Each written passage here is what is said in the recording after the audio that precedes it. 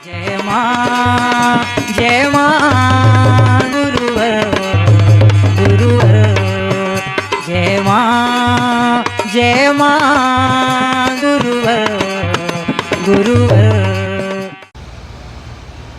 आज ये मंदिर मस्जिद आने को लोग दुर्भाग्य है कि ऐसे धर्माचार्य योगाचार्यों को उन मंदिरों में गिरजाघरों में उन गुरुद्वारों में सम्मान दिया जाता है, जिसे ठोकर मार के हटा देना चाहिए कि पहले तुम्हें बताओ कि मूर्ति पूजा में वो शक्ति सामर्थ है या नहीं। वो गिरगिट की तरह रंग बदलते जाएंगे, काफी में जाएंगे तो काफी के गुणगान गाएंगे और महानगर बॉम्बे में चले जाएं तो वहां मूर्ति पूजा का खंडन कर देंगे। वो सिर्फ अपना स्वार्थ साधना जानते हैं। आज यदि गुरुद्वारा न होता, आज यदि मंदिर न होते तो ये समाज जो दिशा प्राप्त कर रहा उन धर्माचार्य योगाचारों के फलस्वरूप नहीं प्राप्त कर रहा। आज अगर धार्मिक भावना जीवित है तो उन मंदिर मस्जिद गुरुद्वारों के फलस्वरूप जीवित है। बोलो गुरुदेव भगवान की जय। ऋषि मुनि की कही हुई एक एक शब्द में इतनी सामर्थ होती है, एक एक लाइन में इतनी सामर्थ होती है। आज पूरा सिख समाज गुरु ग्रंथ में केंद्रित है, उसे मार्गदर्शन प्राप्त कर रहा है, उसकी ऊर्जा को प्राप्त कर रहा है, उसे दिशा को प्राप्त कर रहा है। तो जहां मंदिर बने हुए हों, मगर अगर केवल प्रदर्शनात्मक क्रम के मंदिर बने हैं, प्राण प्रतिष्ठा सही तरीके की नहीं हुई है, तो निश्चित वहां पे ऊर्जा प्राप्त नहीं हो सकेगी। मगर सत्य सब कुछ है, उस सत्य को स्थूल जगत के रूप में भी उसी तरह स्वीकार करना चाहिए। निश्चित मैं कह रहा हूं, मुझे किसी मूर्ति की आवश्यकता नहीं, मगर मैंने भी अपने जीवन में उसी मूर्ति पूजा को कर करके इस स्थान तक पहुंचा हूं।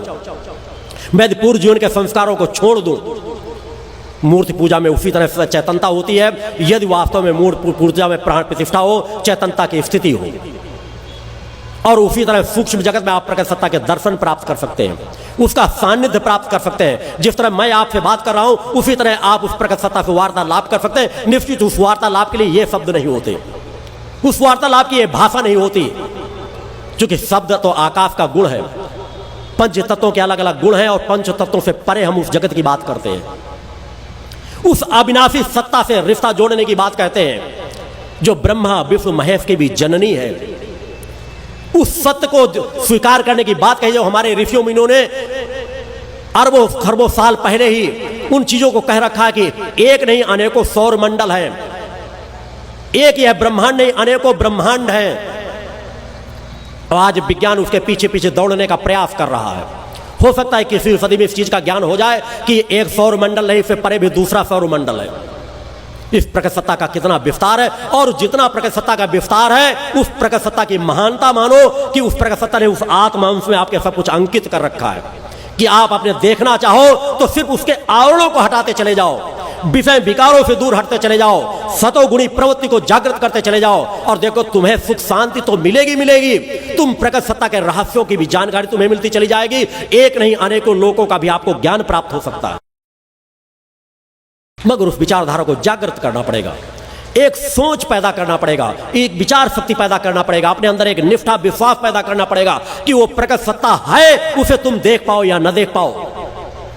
तुम्हारे अंदर आत्म तत्व बैठा है, वह अजर अमर अविनाशी है, उसे न कोई मार सकता है, न उसे फड़ा सकता है, न उसे गला सकता है, न उसे कोई यातना दे सकता है। तो फिर किससे भय खाते हो? क्यों नहीं तुम्हारे अंदर एक निर्भय जीवन आ जाता कि अपने अंदर निर्भयता ले लो। अरे अनित अन्याय धर्म नहीं करो तो भूखों मर जाओगे, इससे ज्यादा और क्या होगा? भूखों तो ये शरीर मरेगा, आत्मा की तुम्हारी मृत्यु नहीं होगी, बल्कि आत्मा और अधिक चैतन्य होगी। तुम्हारे अंदर इतने संस्कार पैदा होंगे कि एक बार तुमने अनित अन्याय अधर्म से रोक करके अगर मृत्यु को भी ग्रहण कर लिया तो तुम्हारा नवीन जीवन कई गुना ज्यादा सामर्थ्य लेकर के आएगा। बोलो गुरुदेव भगवान की जय। क्योंकि जैसे संस्कार तुम अर्जित कर लोगे, नवीन जन्म उन्हीं संस्कारों से प्रारंभ होता है। मेरे पिता जो स्वतः दंडी सन्यासी थे, 30 वर्षों तक देश के कोने कोने का भ्रमण किया, अनेकों धर्म स्थानों को देखा, और बाद में मेरे आश्रम में आकर के कहने के लिए बाध्य हो गए। अपने शरीर त्यागने के महाप्रयाण के कुछ 6 माह पहले उस आश्रम में दंडी सन्यासी के रूप वहां पहुंचे, कुछ शिष्यों को ज्ञात है।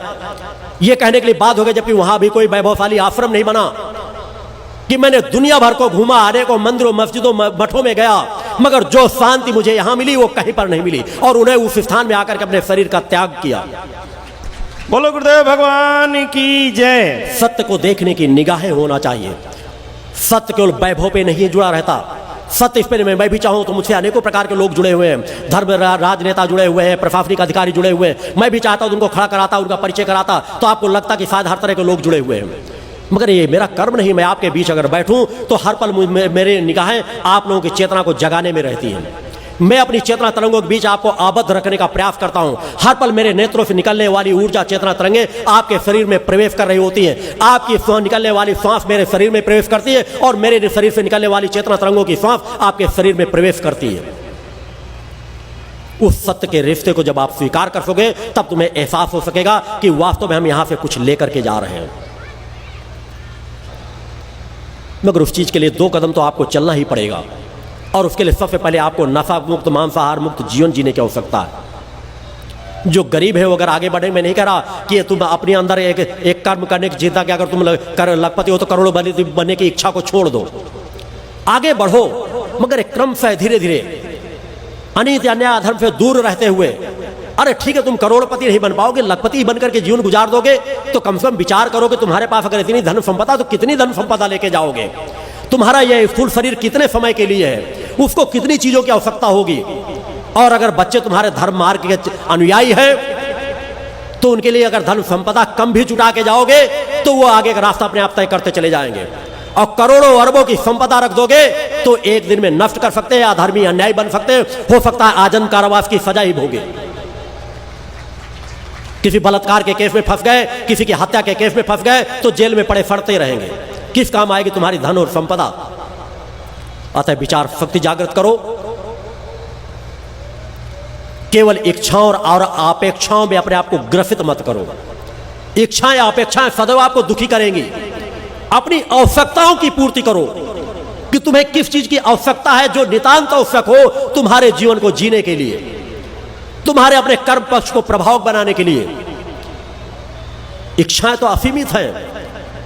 अगर आपकी तमोगुणी रजोगुणी प्रवृत्ति जागृत हो गई तो आप कभी भी इच्छाओं को शांत कर ही नहीं पाएंगे।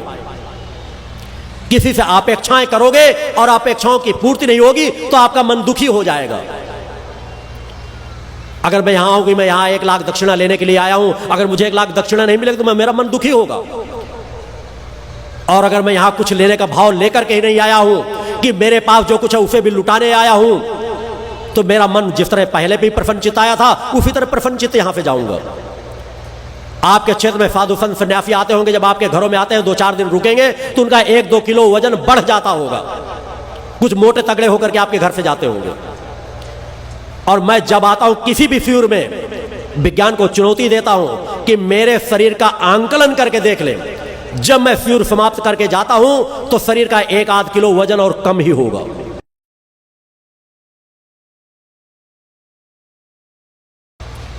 मगर आज अगर सत्य से कह दिया जाए, मैंने कहा करोड़ों में कहीं लाखों में कहीं 1-8 नजर आते हैं जिनमें वास्तव में कहीं कहीं लग रहा है कि वो ध्यान साधना की ओर बढ़ रहे हैं। पूरा धर्म आडंबर बनकर के चल आ गया है। राजनीति का पतन चरम सीमाओं पे हो चुका है। सबके अंदर एक लोलुपता कि हम धन कैसे कमा लें। किसी के अंदर एक भाव पक्ष जागृत ही नहीं होता कि हम धर्म कैसे कमा लें, हम वह पूंजी कैसे कमा लें कि जो पूंजी हमारे अंदर इतनी संचित हो जाए कि जिसे दुनिया के साथ की कोई ताकत छीन ना कर सके, हमसे लूट ना सके, हमसे दूर ना कर सके, और हम उसको जितना लुटाएं उतना कई गुना ज्यादा बढ़ती चली जाए। भौतिक संपदा तो आप लुटाओगे आपकी खाली होने लगती है, मगर आपकी आध्यात्मिक ऊर्जा दिन दूनी रात चौगुना बढ़ती, कभी नष्ट नहीं होती। उस संपदा को हासिल करने की एक ललक पैदा करो। जिस तरह अपनी आप माता पिता से प्रेम करो, वैसे प्रेम तो आज की स्थिति में प्रेम शब्द ही बदनाम हो चुका है। वो माता पिता का प्रेम जहां बच्चे छोटे होते हैं, अबोध शिशु होते हैं, तो माता पिता से बहुत ज्यादा प्रेम करते हैं, स्नेह करते हैं, और थोड़ा सा शरीर बड़ा हुआ नहीं कि प्रेम शब्द की परिभाषा ही बदल जाती। प्रेम विषय विकारों वासनाओं, प्रेम शब्द आया नहीं तो बस विषय विकारों का चिंतन मन मस्तिष्क में छा जाता है। जबकि होना चाहिए कि प्रेम शब्द का उच्चारण हो तो सबसे पहले हमारे माता पिता के संबंधों का प्रेम नजर आना चाहिए। वो माता पिता जो हमें एक अबोध शिष्य पाल पोस करके बड़ा करते हैं, वह माता जो हमें 9 माह अपने गर्भ में रखती है, वो माता जो गीले में सो करके भी हमें सूखे में फुलाती है,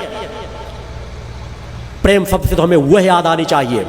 मगर उस संबंधों से भी समाज विमुख हो रहा है केवल भौतिकतावाद के वजह से कि सब कुछ भौतिकतावाद में ग्रसित होता चला जा रहा है। तो तुम उस प्रकट सत्ता से प्रेम शब्द से क्या संबंध जोड़ पाओगे?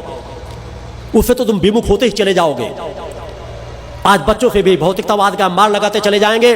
बच्चा जन्म, माता पिता भी गलती करते हैं कि बच्चा जन्म लिया नहीं, 2-4 साल का हुआ नहीं, उसको बस विद्यालय में डाल दिए, वहां उसका एडमिशन करा दिए, हॉस्टल में उसको रोकने की व्यवस्था कर दिए। वो बेचारा महीने भर बच्चा याद करता रहता है कि माता पिता हमसे एक बार फोन पे बात कर ले, एक बार मिलने के लिए आ जाए, तड़पता रहता है।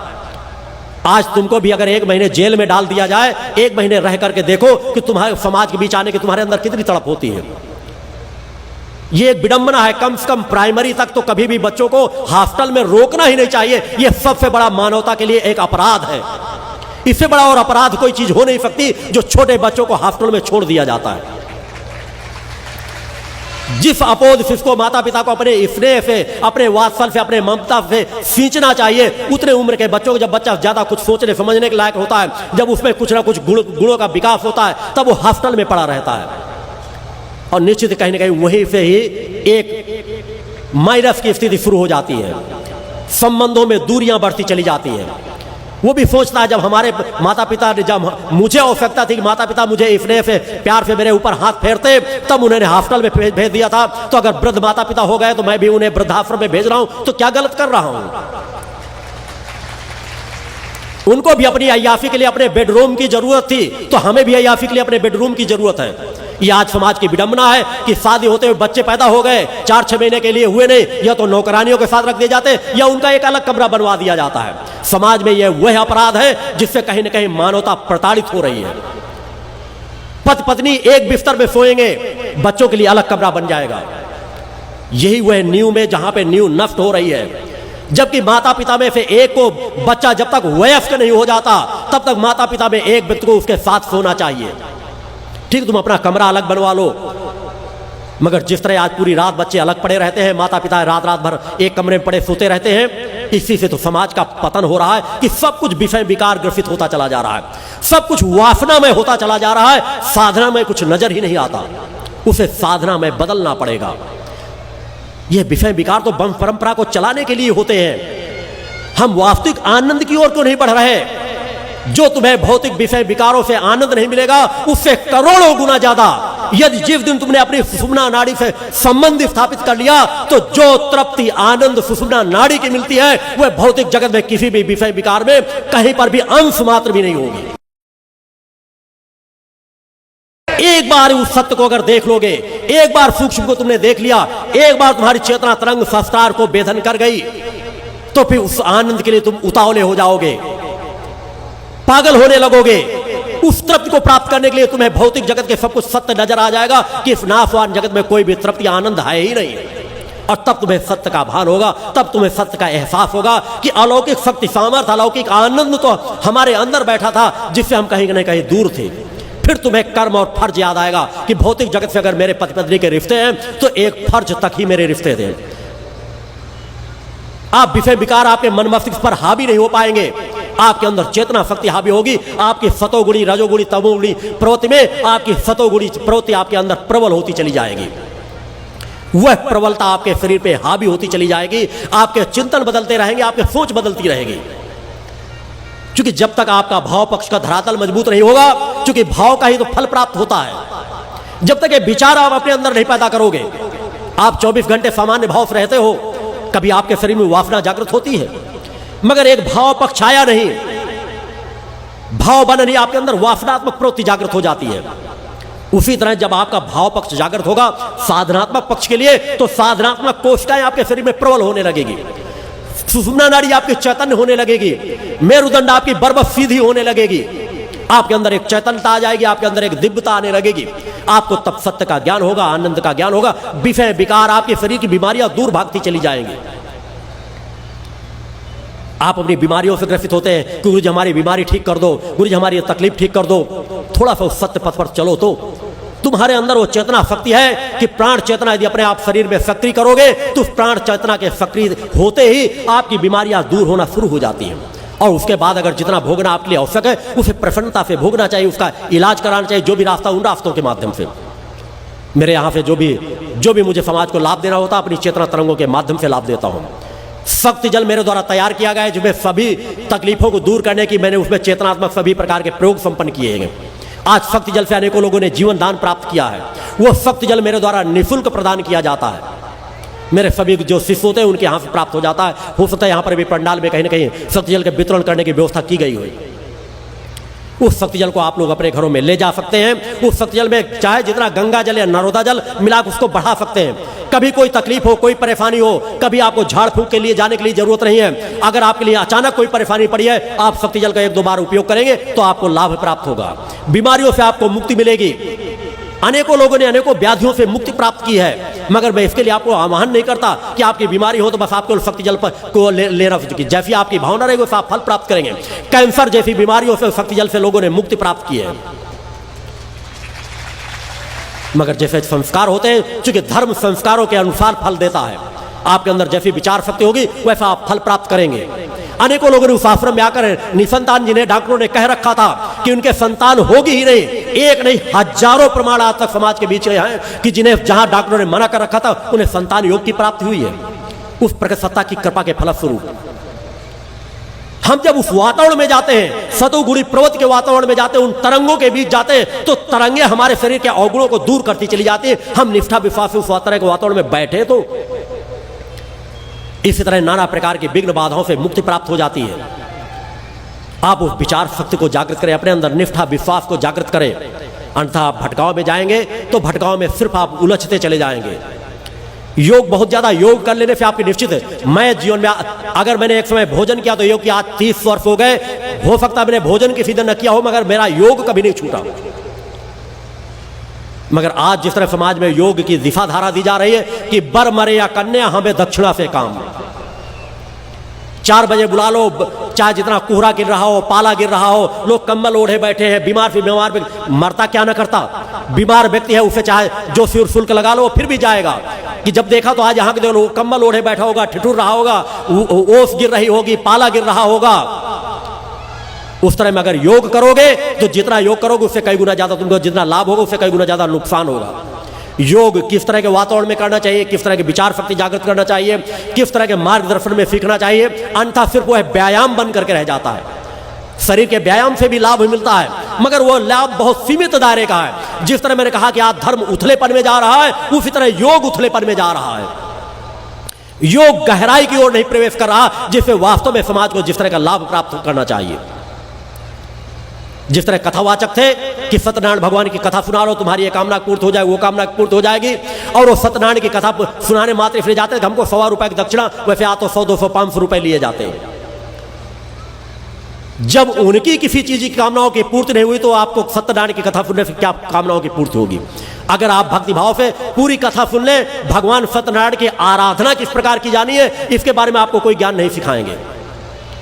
और वही भगवान सत्यनारायण को आप अगर जितनी देर कथा सुनते हो उससे अगर 10 मिनट 15 मिनट ध्यान कर ले, उनकी स्तुति कर ले, उनकी आरती कर ले, उनके मंत्रों का जाप कर ले, तो शायद आपका ज्यादा कल्याण होगा। क्योंकि जब धर्म दक्षिणा के वशीभूत हो जाता है तो धर्म का निश्चित रूप से पतन होता है। अब आज धर्म में यही चीज हो रहा है, सब कुछ बिक रहा है। पैसा दो धर्माचार्यों को खरीद लो, पैसा दे दो पुजारी तुम्हारे घर में चौखट में नाक रगड़ने चला आएगा। कहीं ना कहीं विचार करने की जरूरत है कि धर्म का जो स्वरूप चल रहा है यह कहीं ना कहीं इसमें इतना शोषण हो चुका है समाज का जिसकी कोई कल्पना नहीं। एक परंपरा जागृत हो रही है, कोई कई कथा योग कोई योग कुछ योगाचार्यों ने किया, आप कुछ कथा वाचक कर रहे हैं कि पानी के जहाज पे शिप पे योग सिखाया जा रहा है। एक तरफ योग सीखो, एक तरफ शराब खाओ, शराब पियो और मांस खाओ, सब कुछ बट रहा है। खुली आंखों समाज देख रहा है, इसके बाद भी समाज सचेत नहीं हो रहा। यही विडंबना है। मेरे सामने अगर कोई ऐसा शिष्य भी अगर आज कह दे मैं पैर पे ठोकर मार दूंगा, अगर मेरा कोई शिष्य कभी नजर आ जाए कि शिष्य होने के बाद रक्षा कवच डालने के बाद उसने कभी बीड़ी तंबाकू या सुपारी मुंह में डाल ली है, मैं अपने शिष्यों से कह रखता हूं कि अगर संगठन का कोई व्यक्ति कभी नफा करते नजर आ जाए तो छीन करके रक्षा कवच उसके गले से छीन लेना। आज धर्माचार्य योगाचार्यों के सामने वही योग हो रहा, दूसरी तरफ शराब बट रही है। ऐसे शिपों को तो पैर पे ठोकर मार देना चाहिए। मगर दिशा सब कुछ चल रही है कि वो कुछ भी कर रहे हो, मंच में कुछ, बाहर क्या कुछ चल रहा है, इससे कोई मतलब नहीं रहता। क्या इसी तरह समाज का सुधार होगा? कोई बीज मंत्रों के नाम पे लूट रहा है, कोई किसी चीज के नाम पे लूट रहा है। अभी एक सुर में मैं सुन रहा था कि एक ने कहा अपनी पत्रिका बेचने के लिए उन्होंने एक नया नियम लगा दिया कि हर महीने हम एक पासवर्ड देंगे और ये पासवर्ड पत्रिका के माध्यम से आएगा, नहीं मंत्र आपको फलीभूत नहीं होंगे। नए नए समाज को लूटने के नुस्खे तैयार कर लेते हैं। इनसे थोड़ा सा बचो। सबसे पहले अपनी आत्मा को सत्य मानो, अपने आप को सत्य मानो। अपने आप को पहचानने के लिए आचार विचार व्यवहारों में परिवर्तन लाओ। और यदि आराधना करना तो उस प्रकृति सत्ता की आराधना करो जिसे देवाधिदेव भी पूजते हैं, जिसे ब्रह्मा विष्णु महेश भी मां कहकर के पुकारते हैं, जो अजन्मा है, अविनाशी है।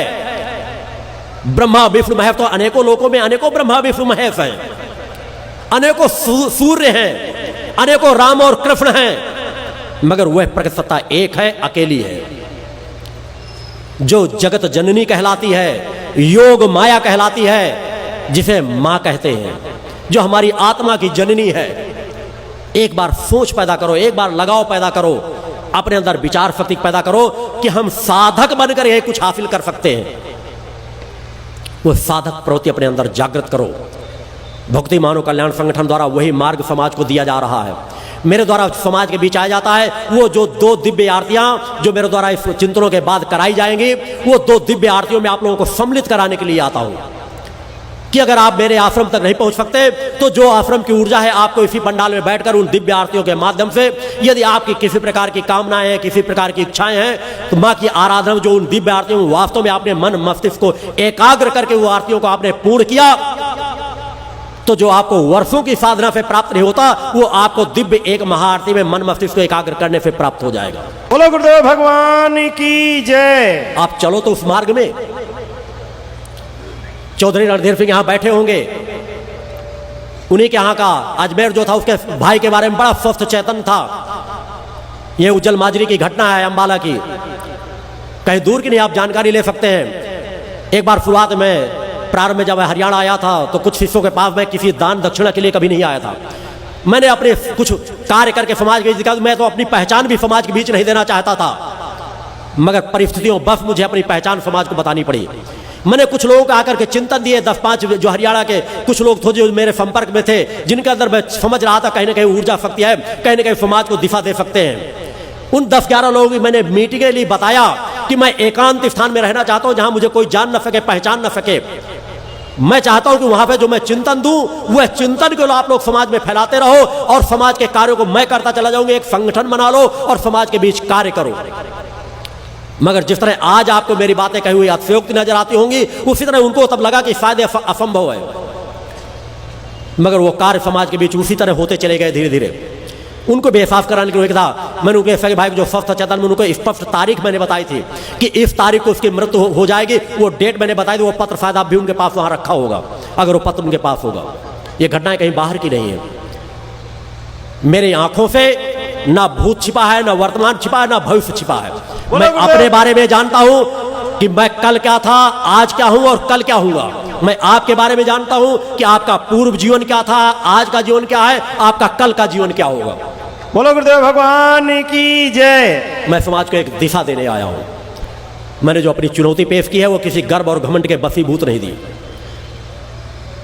मगर फिर भी मेरी ये भविष्य की एक इच्छा है कि समाज में यदि जो जगह जगह नाना प्रकार की स्थितियां चली, अगर एक बार ऐसा शोध हो जाए, एक बार समाज के सामने आईने की तरह सब साफ हो जाए कि वास्तव में आज धर्म किसके पास है, वास्तव में आज सत्य किसके पास है, वास्तव में आज कुंडली शक्ति जागृत किसकी है, वास्तव में आज सूक्ष्म शरीर जागृत किसका है। अगर यह प्रमाण समाज के सामने निकल के आ जाए और समाज उसी मार्गदर्शन में चलेगा तो समाज कभी पतन के मार्ग में नहीं जा सकेगा। बोलो गुरुदेव आवश्यकता है उन चीजों में कहीं ना कहीं आप लोगों को भी अपने विचारों को जागृत करने की जरूरत है, अपने विचारों को बनाने की जरूरत है। यह तुम मेरे विचारों को थोड़ा सा भी आत्मसात कर सकोगे, थोड़ा सा स्वीकार कर सकोगे और उसमें धीरे धीरे अपने जीवन में परिवर्तन लाओगे। चूंकि मैंने कहा कि आपने सुना क्या, इससे कोई फर्क नहीं पड़ेगा।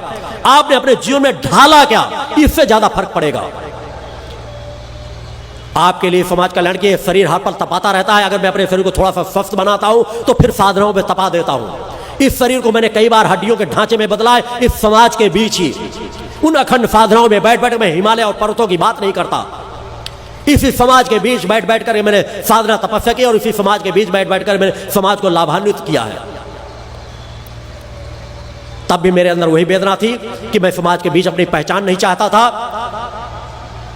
मगर परिस्थितियों बस मुझे समाज के बीच आना पड़ा कि समाज में उस तरह के लोग सिर्फ लाभ लेते रहे और आगे बढ़कर के आने के लिए नहीं तैयार थे। आज मैंने समाज के बीच अपनी पहचान दी है कि मैं कौन हूं, क्या हूं, मैं क्या कर सकता हूं।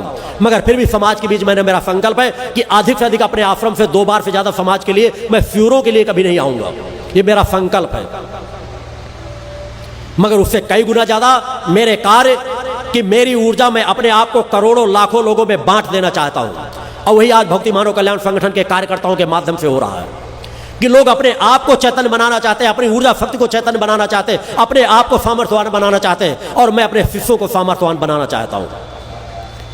इसीलिए मेरा गरीब से गरीब शिष्य जो असमर्थ असहाय पड़े थे, जो सोचते थे हम कैसे जीवन जिएंगे, आज वही चैतन्यता से सम्मान से कुमकुम का तिलक लगाकर गले में रक्षा कवच डाल करके हजारों हजारों लोगों की दिशा धारा बदलते चले जा रहे हैं। जन कल्याणकारी कार्यों में उनकी ऊर्जा शक्ति कार्य कर रही है, उनके अंदर का आत्मबल जागृत हो रहा है। वो एक समय भोजन करके भी ज्यादा प्रसन्न हो रहे हैं, ज्यादा चैतन्य नजर आ रहे हैं, विषमताओं में भी शांति का जीवन व्यतीत कर रहे हैं। वह कार्य मेरे द्वारा जो आज किया जा रहा है, उस विचारधारा से यदि आप जुड़ोगे, अपने आप को आत्मसात करोगे, तो आपको अधिक शांति मिलेगी, आपको अधिक तृप्ति मिलेगी, आपको अधिक आनंद मिलेगा। और भटकाओं में जाना है तो धर्म की दुकानें खुली पड़ी है, आप जहां जाना चाहो जा सकते हो। मैं किसी को अपने आप से जोड़ना नहीं चाहता, क्योंकि मेरे लिए सभी प्रिय है, सबके लिए मैं कार्य कर रहा हूं। मगर यह आप सत्य की दिशाधारा में चलने के लिए दृढ़ संकल्पित हो जाओगे तो तुम्हें खुद एहसास होगा कि जीवन के अंतिम पड़ाव पर तुम्हें कभी निराशा नहीं होगी। बोलो गुरुदेव भगवान की जय। कभी भी एकांत कुछ समय मेरे साथ यात्रा तय करके, कभी एकांत स्थान पर बैठकर मन को एकाग्र करके देखना कि तुम्हारे मन के अंदर स्थिरता आई है कि नहीं, तुम्हारे अंदर शांति आई है कि नहीं। तुम ध्यान लगाकर जब अपने गुरु का स्मरण करते हो तो कहीं ना कहीं वो चेतना तरंगे तुम्हें कहीं ना कहीं एहसास कराती है कि नहीं कराती। आपका गुरु स्थूल की अपेक्षा सूक्ष्म जगत के माध्यम से ज्यादा कार्य करता है, सूक्ष्म तरंगों के माध्यम से ज्यादा कार्य करता है। सिर्फ वो सोच पैदा करने की जरूरत है और 2 चीजों का संकल्प लेने की जरूरत है कि एक संकल्प लेकर, अगर मेरे जो शिष्य है वो तो संकल्प वहां नहीं रहते हैं, मगर एक संकल्प ले लेना आज इस शिविर में। अगर वास्तव में तुम्हें कल चूंकि गुरु दीक्षा का कार्यक्रम रहेगा सुबह, जो दीक्षा प्राप्त करना चाहें, जो दीक्षा ना प्राप्त करना चाहें, वो भी कम से कम अगर हो सके तो एक चीज का, अगर कुछ भी मेरी वेदना तुम्हें व्यथित कर सकी की हो, कुछ भी तुम्हें सत्य का एहसास नजर आया हो, तो कम से कम कल तक तुम नशा करते थे, मांस का सेवन करते थे, एक चीज का संकल्प ले लो कि तुम मानव हो, किसी जीव की हत्या करके उसका मांस का भक्षण कर रहे हो। इससे बड़ा अपराध और कुछ नहीं हो सकता। अपनी चैतन्य आत्मा को बाहर के नशे का पान करा रहे हो, इससे बड़ा अपराध कुछ नहीं हो सकता। अतः केवल एक चीज का संकल्प इस पंडाल से लेकर के जाना कि आज के बाद से हम कभी नशा नहीं करेंगे, कभी मांस का सेवन नहीं करेंगे। तुम मुझे अगर कुछ भेंट दे सकते हो तो केवल 2 चीजों का भेंट कर देना कि नशे और मांस का